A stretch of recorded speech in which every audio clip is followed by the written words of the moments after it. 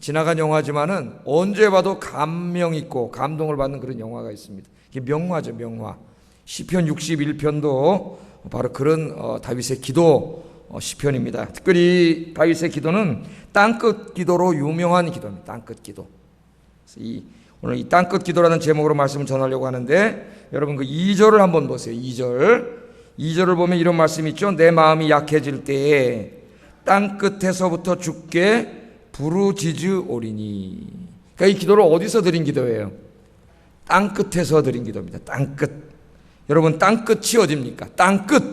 우리말로 하면은 벼랑 끝이죠. 벼랑 끝. 우리말로 번역하면 좀 땅끝보다는 벼랑 끝으로 번역하는 게 좋을 것 같아요.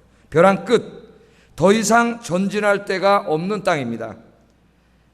한 걸음만 더 내디면 벼랑으로 떨어지거나 바다로 빠져 죽는 곳, 그것이 바로 벼랑 끝, 땅끝입니다. 더 이상 물러갈 곳도 피할 곳도 없는 곳, 그것이 바로 땅끝입니다. 이 본문의 역사적 배경은 정확하게 알 수는 없습니다. 그러나 시편을 연구하는 사람들 중에는 이 61편의 배경을 압살롬의 반역 사건으로 보고 있는 분들이 많이 있습니다. 만일 이 해석이 옳다면은 다윗은 지금 압살롬에게 쫓겨서 야밤에 신도채 신지 못하고 성 밖을 빠져나왔습니다. 자기 아들에게 쫓겨가지고요. 그래서 요단 동편에 있는 마하나님이라고 하는 곳에 머물고 있을 때로 추정이 됩니다. 이 압살롬의 군대가 다윗을 죽이려고 쫓아오고 있습니다. 더 이상 물러날 곳이 없습니다. 왜냐하면 한 발자국만 더 가면은 암몬 땅입니다. 암몬 땅. 마하나님은 암몬과의 경계선이에요. 뒤에서는 아들이 죽이려고 쫓아오고 자기는 한 발자국만 더 가면은 암몬 땅입니다. 다윗은 마하나님을 이 마지막 노선으로 정하고 있습니다. 죽는 한이 있더라도 암몬 땅으로 건너갈 수는 없습니다. 그렇죠? 우리나라도 비슷한 경우가 있었어요. 옛날 임진왜란 때 선조라고 하는 왕이 의주까지 도망갔다가 당나라로 도망가려고 했어요. 중국 땅으로 도망가려고 했는데 신하들이 말렸죠. 왕이요, 당신이 만일 의주 땅을 넘어서 중국으로 가면 전하는 더 이상 조선의 왕이 될 수 없습니다. 건너가지 못했습니다. 이게 다윗도 마찬가지예요. 자기를 죽이려고 쫓아오는데 한 걸음 더 가면은 살 수 있을지 모르지만 암몬 땅이, 암몬으로 도망갈 수는 없습니다. 죽어도 거기서 죽어야 합니다. 지도자는 죽을 자리를 찾을 줄 알아야 돼요. 요새 우리나라 지도자들처럼 요 핑계 저 핑계 대고 남 핑계 대고 그런 사람들은, 책임질지 모르는 사람들은 진정한 지도자가 아닙니다.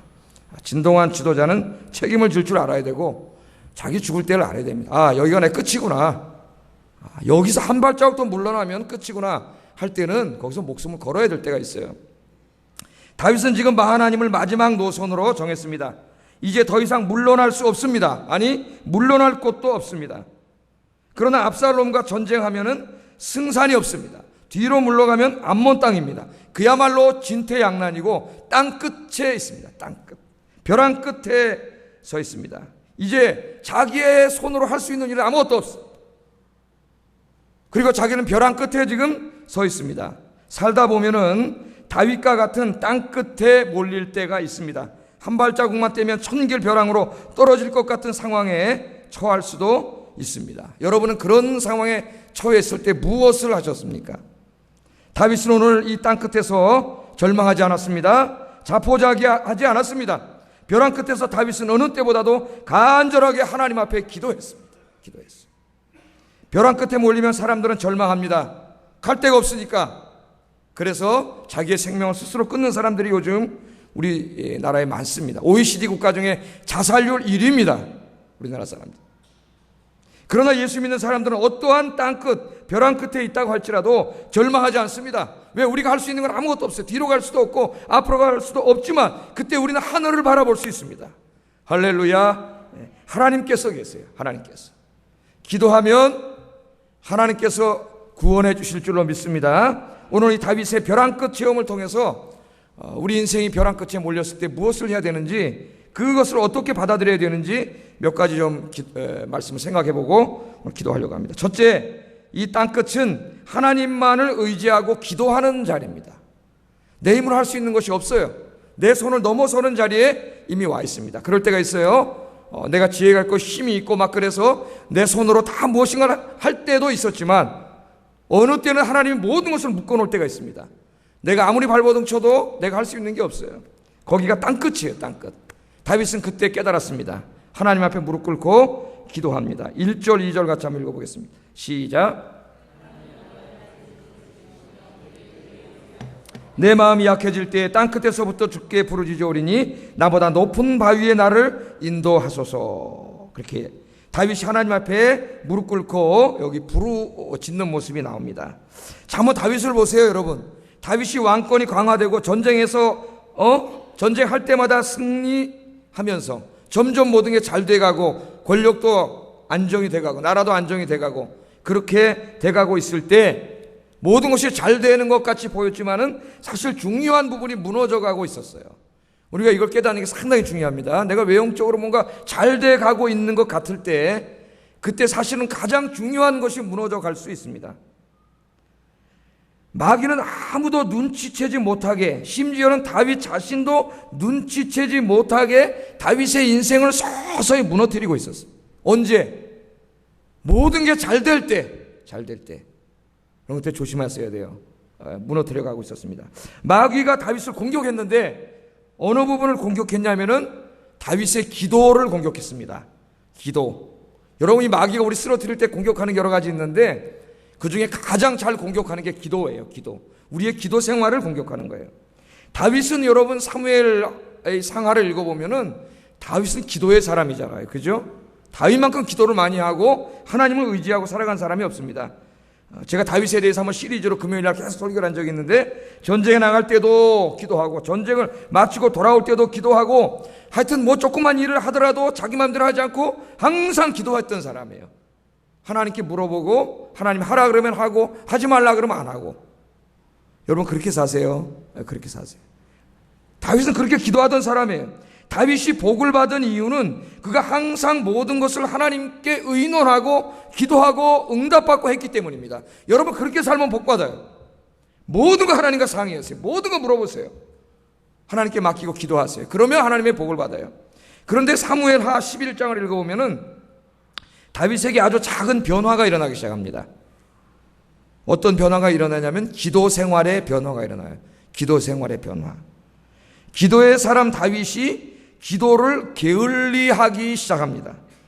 편안한 생활 속에서 다윗은 기도하는 것을 잊어가고 있었습니다.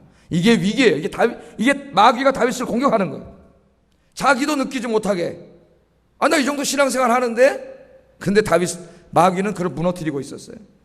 특별히 여러분 사무엘하 11장에 보면은 그날 부하들이 암몬과 싸우고 있을 때입니다.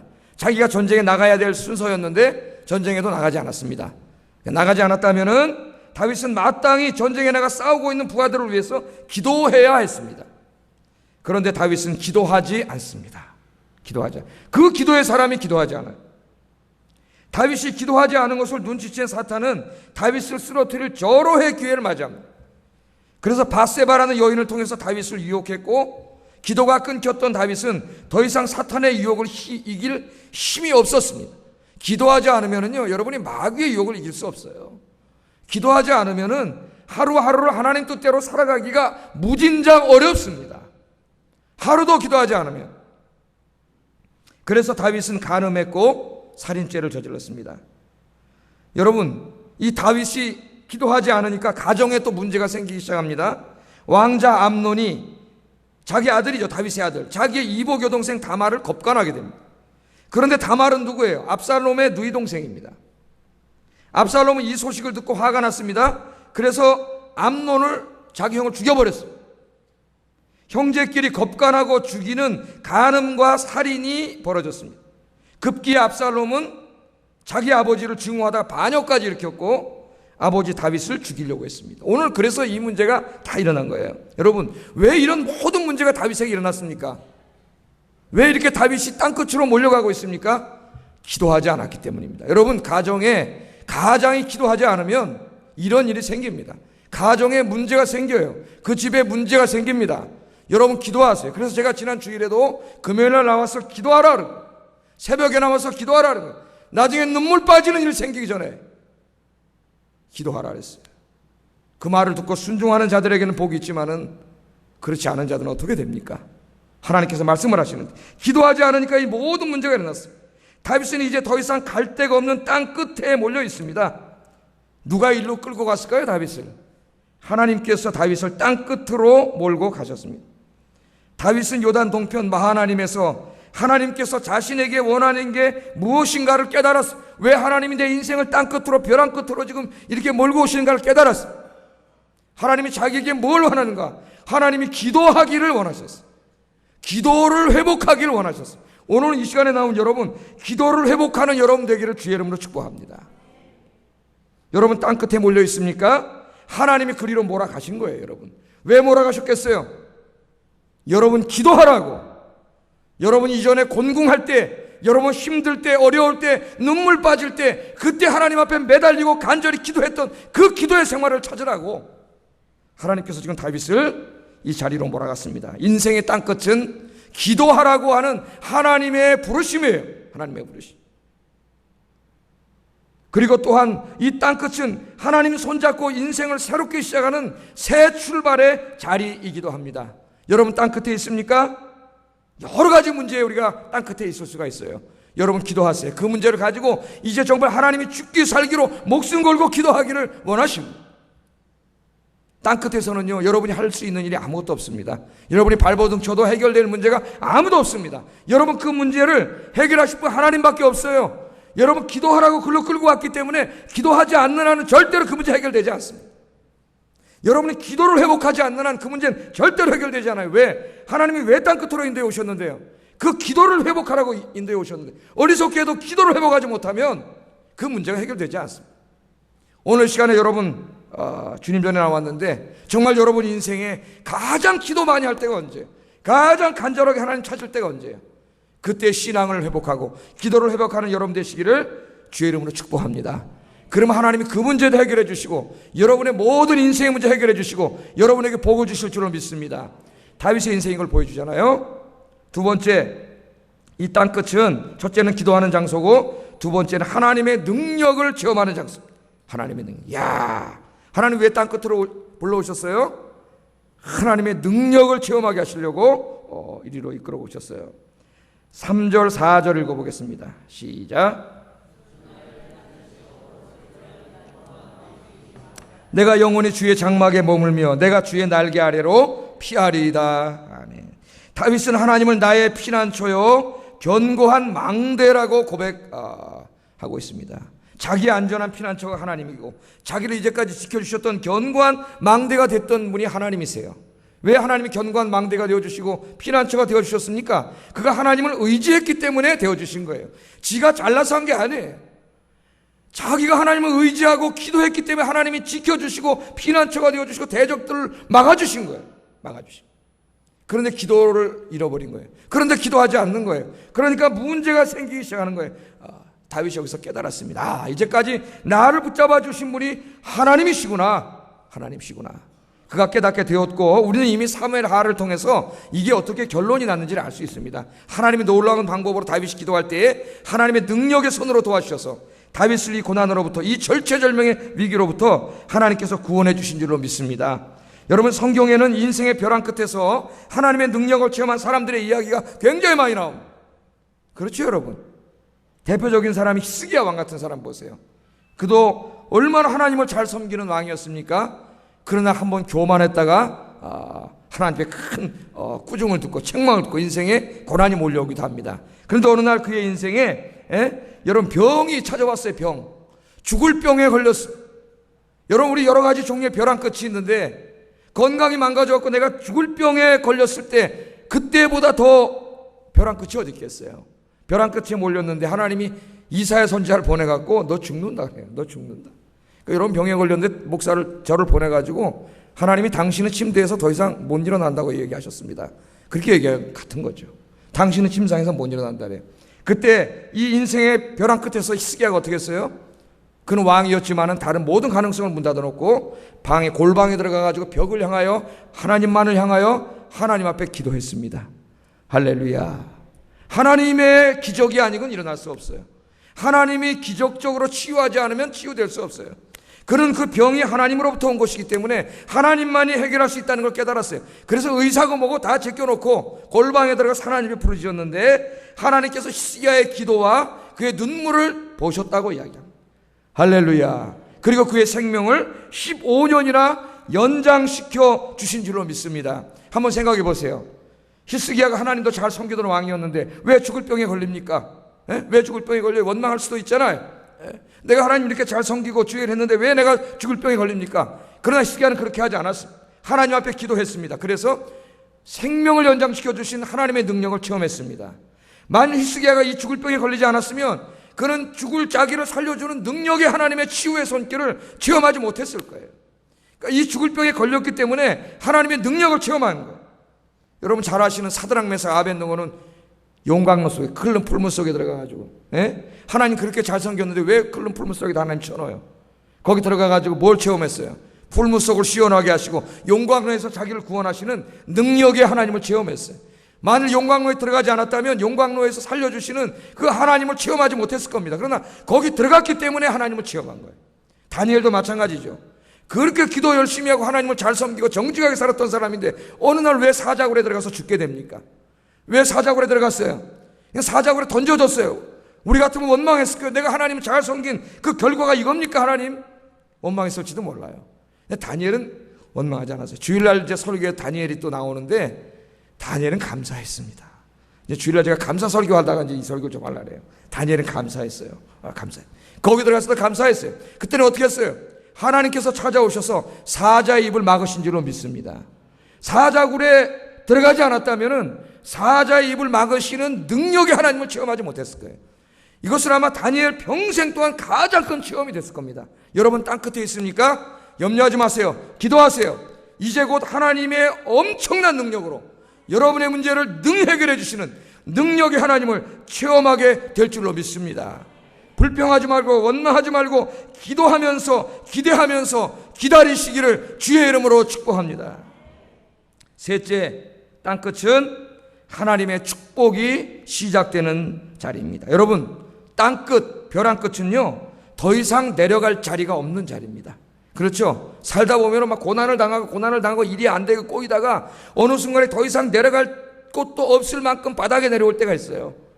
더 이상 내려갈 데가 없습니까? 감사하세요. 이제 일어나서 올라갈 일만 남은 줄로 믿습니다.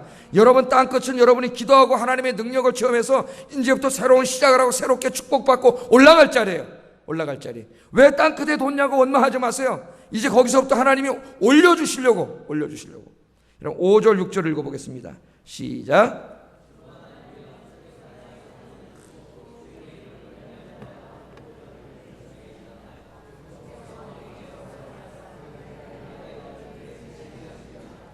아멘. 여기서 다윗은 하나님께서 자기에게 주신 왕권을 바라보고 있습니다. 하나님께서는 다윗을 왕으로 세우셨고 하나님의 백성 이스라엘을 다스리도록 하셨어요. 그런데 자기가 잘못해서 자기가 기도하지 않고 하나님 의지하지 않고 교만해져서 이 모든 것을 지금 잃을 위기에 처해 있습니다. 지금 자신이 가진 것은 아무것도 없습니다. 다 잃었습니다. 궁궐도 맨발로 도망 나왔습니다. 자기 아들이 자기 후궁들을 다 겁간해버렸어요. 대낮에 모두 잃어버렸습니다. 그러나 다윗은 이 벼랑 끝에서 실망하지 않고 오히려 확신 속에서 이 모든 것을 회복시켜 주실 것을 하나님 앞에 기도했습니다. 그 하나님 어떻게 하셨어요? 왕에서 쫓겨나서 끝난 내 인생이 다시 회복시켜 주셨어요. 다시 왕의 자리로 올라가게 하셨고 다시 수치를 다 하나님 씻어주셨고 다시 영광의 자리로 하나님께서 회복시켜 주신 줄로 믿습니다. 벼랑 끝에 있으니까 염려하지 마세요. 기도하시고 하나님이 이제 초자연적인 능력으로 여러분과 함께 하실 것을 기대하시고 이제 다 떨어졌는데 땅으로 다시 영광 중에 하나님 세워주실 하나님을 기대하며 기도하시는 이 시간 되시기를 주의 이름으로 축복합니다. 마지막으로 땅끝은 하나님의 사람으로 성숙해지고 강해지는 훈련의 자리입니다. 훈련의 자리. 8절 한번 읽어보겠습니다. 8절 시작. 매일 나의 소원을 이행하리이다. 아멘. 다윗은 이 땅끝을 다 경험한 이후에 주의 이름을 영원히 찬양하겠다고 고백하겠습니다. 영원히 찬양하겠습니다. 다윗은 땅끝 경험을 통하여 어떠한 고난과 역경에도 흔들리지 않고 하나님을 섬기는 강한 믿음의 사람이 됐습니다. 그렇죠, 여러분? 땅끝을 한번 경험하고 나면은요, 두려울 게 없습니다. 두려울 게. 그래서 하나님이 정말 쓰시고자 하시는 사람들은 인생에 여러 번 땅끝 훈련을 시켜요. 땅끝에, 벼랑 끝에 하나님 처박아 놓으세요. 그 훈련을 시켜요. 그 땅끝 훈련을 하면은 무서운 게 없어요. 무서운 게. 군대 가면 군인들 1년에 한 번씩 유격 훈련 시키는데 무더운 여름날 들어가 일주일 동안 굉장히 힘든 훈련을 받습니다. 뭐 하강, 수평이동, 암벽타기, 고가사다리 등 겁나는 코스들도 많이 있습니다. 그런데 유격 훈련 받을 때는 굉장히 힘들지만요, 훈련 끝나고 자대로 돌아오면은 용기가 생깁니다. 야, 나머지 군대 생활에 자신감이 생겨요. 자신감. 왜? 힘든 훈련을 다 마쳤기 때문에 이제 두려운 게 없어요. 두려운 게 없어요. 강해지는 거예요. 신앙생활도 마찬가지예요. 인생의 땅끝을 경험하면 믿음의 용기가 생깁니다. 어떤 어려운 환경도 이겨나갈 수 있는 자신감이 생깁니다. 그래서 하나님께서는 쓰시고자 하는 사람을 땅끝 훈련을 시켜요. 땅끝 훈련. 저도 목사로 세워지기 위해서 여러 번 땅끝 훈련을 받았습니다. 굉장히 힘듭니다. 땅끝 훈련이. 예? 정말 솟아날 구멍이 있나 그렇게 생각할 때도 있어요. 근데 하나님 그런 땅끝 훈련을 통해서 하나님을 더 의지하게 하고 더 기도하게 하고, 그렇게 함으로 능력이 하나님을 체험하게 하고 또 다시 회복시키는 하나님을 체험하게 하고, 그렇게 하면서 훈련시켜가지고요, 그 다음부터는 어떠한 역경과 어려움이 와도 쓰러지지 않고 이겨나갈 수 있는 힘을 주시더라고요. 강한 그리스도의 군사로 여러분 만드시려고 여러분 지금 땅끝 훈련을 시키고 계시는 줄로 믿습니다. 온상에서 자란 나무는 강한 바람이 몰아치는 야생에서는 생존할 수 없습니다. 그래서 제가 모르고 이렇게 조그만 나무 사다가 있다가 햇빛쬐라고 땡볕째 같은 거 오니까요, 말라 죽어버리더라고요. 얘가 온상에서만 있어가지고 이 땡볕에 살아가지 못해요. 그런데 몇 번 이렇게 하다 보니까 나중에는 이게 세져가지고 햇빛 바람에도 살아가게 되는 거예요. 그러니까 하나님 우리를 만드는데 무슨 이렇게 온상에서 자란 화초가 되기를 원하지 않았어요. 하나님 강한 그리스도의 군사가 되기를 원하시고, 어떠한 세찬 풍랑과 폭풍이 몰아치고 태풍이 몰아쳐도 쓰러지지 않는 그런 믿음의 사람 되기를 원하세요. 제가 엊그제 이제 부산을 좀 있어서 갔다 오게 됐는데, 엄정화 집사님 아시잖아요. 우리 엄정화 집사님 연락이 왔어요. 저희 집사람에게 연락을 하다가 이제 부산에 우리가 가게 된다는 그런 얘기를 듣고 이제 자기가 한번 이렇게 배웅을 하고 싶다 그래요. 배웅을. 지금 아시잖아요, 여러분. 그 림프관 부상으로 조금만 걸어도 다리가 퉁퉁 나가지 못합니다. 요새는 하나님 좀 많이 회복시켜 주셔가지고 지팡이를 짚고 이제 아마 교회도 가서 예배를 드리면, 참 안타까워서 제가 매일 기도 제목에 기도하고 있어요. 몇몇 분 매일 기도하고 있는데, 우리가 그 KTX 타고 온 줄 알고 역까지 배웅을 나오려고 그랬던 모양이에요. 근데 그날 수요일이라 가지고 제가 또 급하게 예배를 올라와야 돼가지고 만나보지는 못했습니다. 그런데 이제 이런저런 얘기를 하면서 추수감사절 하나님께 감사해가지고 감사헌금을 좀 드리고 싶다 그래요. 그래가지고 저희 집사람한테 통장번호 가르쳐달라 그래가지고 감사헌금을 보내왔어요. 그 양반이 뭐 지금 돈을 버는 사람도 아니고, 지금 그 림프관이 부어서 걷기만 해도 다리가 붓고, 그렇게 지금 얼마예요 벌써. 지팡이 짚고 다니는데, 예? 우리가 생각하기에 정말 하나님 앞에 하나님 원망하고, 예? 불평하고 나한테 왜 이렇게 했냐고 그렇게 할 수도 있을 것 같은데, 그런데 놀라웠게도 하나님께서 그런 고난을 통해서 엄정화 집사님 믿음을 더 강화시켜 주시고 하나님을 더 의지하게 그렇게 만들어요. 헌금을 얼마 보내왔나 했더니 100만 원을 추수감사절. 여러분이 추수감사절에 100만 원 헌금을 작정하신 분 있습니까? 아무것도 없는 분이에요. 100만 원을 모교에 헌금하고 싶다고 100만 원을 바쳐왔어요. 하나님 앞에. 추수감사 헌금으로. 그게 참 제가 감동했고 은혜를 받았습니다. 야, 그래, 믿음이 없었으면은 거기서 좌절했을 텐데, 넘어졌을 텐데, 우울증에 걸렸을 텐데, 그렇지 않겠어요? 죽어버릴까 그런 생각도 했을 텐데, 소망도 없지 않습니까? 그런데 그 가운데서 하나님이 자기에게 왜 그런 고난을 주셨는가? 그런 것을 놓고 씨름하고 기도하고 그렇게 하면서 그 믿음이 점점 더 강해져가지고 지금 그런 상황에서도 감사하는 믿음, 하나님을 더 의지하게 되고, 하나님 앞에 더 헌금 100만 원을, 뭐 돈도 없는데 버는 사람도 아닌데, 정말 헌금은 믿음이 있는 사람이 하는 거구나. 믿음이 있는 사람이. 그래서 물질이 있는 곳에 네 마음이 있다고 하나님 말씀하신 것 같아요. 그걸 드리겠다고 그렇게 하신 걸 보고, 야, 어떻게 보면은 엄정화 집사님에게는 땅끝이 아니겠습니까? 지금 더 내려갈 데도 없는 땅끝인데, 거기서 주님을 만나고 주님께 기도하고 믿음이 더 자라고 성숙하고 긴 얘기를 만났으면 다 했을 텐데, 듣지 못 자세히 모르겠지만 그의 믿음이 살아나고 있음을 보고 깜짝 놀랐습니다. 하나님이 그의 병도 치유해 주시고 하나님이 더 크게 쓰실 줄로 믿습니다. 이 천재적인 기독교 철학자인 파스칼 같은 사람은 얼마나 천재였냐면은 여러분이 잘 알고 있는 데카르트라고 하는 철학자가 질투를 느낄 정도로 천재였어요, 이 사람. 그런데 이 사람을 읽어보면은요, 선천적으로 몸이 허약해가지고 39년을 이 땅에 살다 갔습니다. 39살밖에 못 살았어요. 여러분에게 이제 팡세라는 책으로 알려져 있죠? 팡세라는 책을 썼는데 이 사람이 39살로 세상을 떠났는데 39년의 짧은 인생 중에서도 무려 37년을 병상에 있었습니다. 건강한 적은 딱 2년밖에 없었대요. 2년밖에. 그러니까 37년 동안 이 몸이 약했어요. 한 번도 건강해 본 적이 없으니까 2년 빼고는 매일 약해서 골골하고 아프고, 여러분 그런 인생의 땅끝이 어디 있겠어요? 항상 아팠대요. 그러나 그 인생의 벼랑 끝에서 이 파스칼은 절망하지 않고 하나님 의지했습니다. 아픈 중에도 하나님의 영광을 내가 드러나게 하소서 하고 열심히 공부했어요. 그래서 파스칼은 세계적인 과학자요, 수학자요, 사상가가 되었습니다. 그는 인간은 생각하는 갈대라고 하는 유명한 명제를 통하여 인간에게 참 소망은 오직 예수 그리스도밖에 없다는 것을 온 천하에 알렸습니다. 그는 이렇게 말합니다. 내가 찾고 구하는 것은 하나님뿐입니다. 육체의 병이 영혼의 약이 됐습니다. 내가 아는 지식은 단 하나입니다. 하나님을 따르는 것은 선이요, 하나님을 거역하는 것은 악입니다. 그 37년, 여러분 39년을 살았는데 37년을 아팠는데, 웬만한 사람 같으면 하나님 원망했을 거예요. 내가 이렇게 하나님 잘 섬기고 사는데 왜 이렇게 내 몸에 병을 주고 건강을 주지 않습니까? 그러나 그는 감사했습니다. 기도했습니다. 오히려 세상 사람들에게 하나님만이, 예수 그리스도만이 인류의 소망이라고 하는 유명한 철학을 남기고, 그가 그런 글들을 다 모아가지고 책을 쓰려고 글을 모았어요. 5년 동안 924개 주옥 같은 단상을 남겼는데 이것을 다 완성하지 못하고 죽었습니다. 그걸 모아놓은 책이 팡세라는 책, 팡세. 한번 읽어보세요. 사서. 파스칼의 팡세입니다. 여러분, 하나님께서 때로는 우리 땅끝으로 몰고 가실 때가 있습니다. 여러분 혼자가 아닙니다. 하나님이 함께 계십니다. 여러분이 거기서 하나님 훈련시키고 계세요. 더 성숙하고 강한 그리스도의 군사로, 성도로 하나님이 만들어가고 계시는 줄로 믿습니다. 여러분 쓰시려고 하나님이 지금 그리로 이끌어 가셨으니까 감사하면서 땅끝에서 기도로 승리하시는 여러분 되시기를 주의 이름으로 축복합니다. 기도하겠습니다.